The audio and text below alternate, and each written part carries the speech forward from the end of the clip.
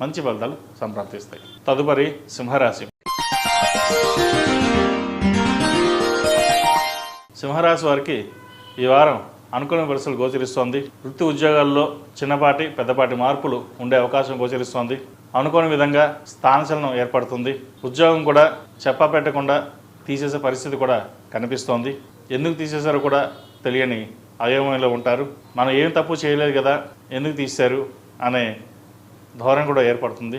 మనం ఎవరికైతే సహాయం చేసామో వారే మిమ్మల్ని వెన్నుపోటు పొడుస్తారు. వీని ఉద్యోగం నుంచి తీసేయాలి అని వారే సలహాలు సూచనలు ఇస్తారన్నమాట. అందుకనే ప్రతి విషయంలోనూ అందరినీ గుడ్డిగా నమ్మకూడదు. ఇవాళ సహాయం చేశారు కదా, మనం సహాయం చేద్దాం, ఎంతైనా ఖర్చు పెడదాం అని మీరు చూస్తారు. వచ్చిన కాడికి దండుకుందామని వాళ్ళు చూస్తారు. మీకు రూపాయి వేస్తే 2 రూపాయలు అప్పు చేసి మరీ వాళ్ళకి ఇస్తారు. ఇటువంటి విషయ వ్యవహారాల్లో ఎంత జాగ్రత్తగా ఉంటే అంత మంచిది. అలాగే ఆరోగ్యం పరంగా ఇబ్బందులు ఏర్పడతాయి. స్టమక్ సంబంధించిన ఇబ్బందులు ఉంటుంది. సర్జరీ అయ్యే అవకాశాలు కూడా లేకపోలేదు. వాటి విషయంలో కొంచెం జాగ్రత్త వహించండి. వ్యాపార పరంగా అభివృద్ధి బాగుంటుంది. నష్టాలు అయితే ఉండవు. వచ్చిన ధనానికి దీనికి సరిపోతుంది. కొత్త వ్యాపారాలు ప్రారంభించకుండా ఉండడం చెప్పదగింది.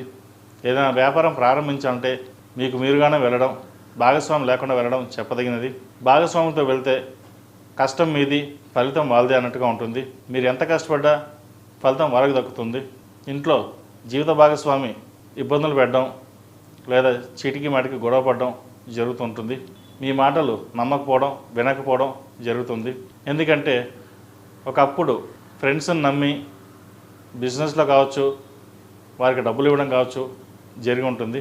దానివల్ల ఇప్పుడు మన పిల్లలు ఇబ్బంది పడుతున్నారే అనే బాధ వ్యక్తపరుస్తుంది. మీరు చేసిన తప్పుకి పిల్లలు ఇబ్బంది పడుతున్నారు, మనం వాళ్ళకి ఏమి చేయలేకపోయాం అనే ఆందోళన, బాధ వ్యక్తం చేస్తారు.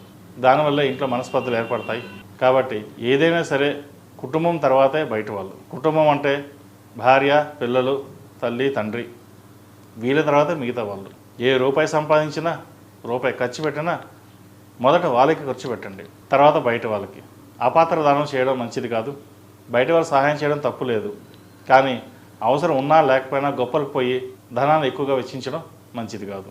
వ్యాపారపరంగా చిన్న చిన్న ఇబ్బందులు ఉన్నా కూడా తొలగే అవకాశాలు వారంతంలో కనిపిస్తోంది. కుటుంబ సభ్యుల నుండి చికాకులు ఎక్కువ అవుతాయి. మిత్రులే శత్రులుగా మారే అవకాశం గోచరిస్తుంది. వీరికి అర్ధాష్టమ శని ప్రారంభం అయింది కాబట్టి ధన వ్యయ విషయంలో జాగ్రత్త వహించాలి. ఖర్చు పెట్టేటప్పుడు ఆచితూచి వ్యవహరించండి. 8 శనివారాలు శనికి తైలాభిషేకం చేయించడం, అఘోర పశుపత హోమం చేయించడం చెప్పదగిన సూచన. సంతానాభివృద్ధి బాగుంటుంది. వారి కోసం మంచి సంబంధం కుదురుతుంది. ఘనంగా చేయాలని చూస్తారు. అలాగే కుటుంబంలోని ఒకరికి మంచి ఉద్యోగం, గవర్నమెంట్ ఉద్యోగం వచ్చే అవకాశం గోచరిస్తుంది. రాజకీయ రంగంలో ఉన్న వారికి పేరు ప్రఖ్యాత లభిస్తాయి. మంచి పదవి లభించే అవకాశం గోచరిస్తుంది.